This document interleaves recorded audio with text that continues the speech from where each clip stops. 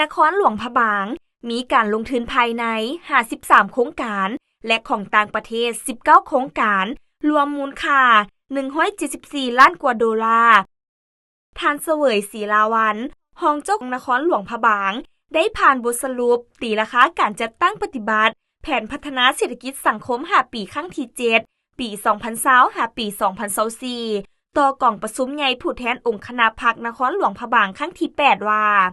นครหลวงพะบางได้กำหนด6เป้าหมายต้นต่อเฮ็ดให้เศรษฐกิจของหลวงพะบางขยายตัวในระดับเฉลี่ย 6.9% ต่อปีรวมยอดรายรับผลผลิตภายในบรรลุได้ 3,989 ตื้อกว่ากีบเกินแผน931ตื้อกว่ากีบเฉลี่ยรายรับต่อหัวคนได้39ล้านกว่ากีบหรือเท่ากับ 1,897 ดอลลาร์สหรัฐต่อปี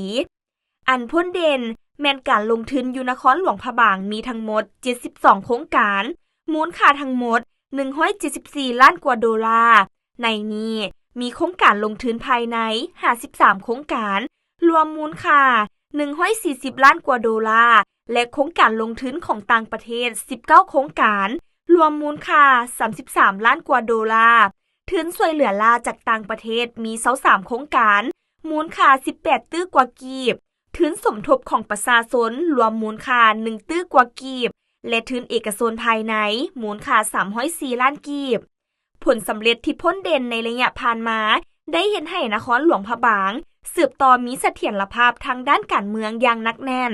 สังคมมีความสงบและเป็นระเบียบเรียบร้อยโดยพื้นฐานประชาชนบรรดาเผ่า